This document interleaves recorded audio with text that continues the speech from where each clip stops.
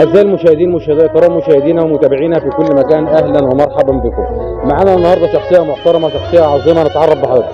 محمود مرسال. أهلا بك يا أستاذ محمود. تحب تقول النهارده للمهندس سعيد أبو المجد؟ طبعا اقول له الف مبروك، ويا رب دايما كده نيجي عنده في الافراح.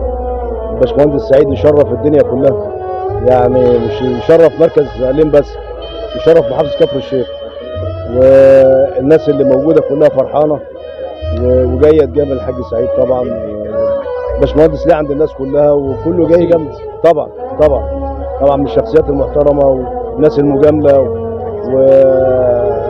ويعني اللي جاي جامل وفرحان والله. ده حقيقي. عاوزين كلمة منك تحب تقول للعروسين.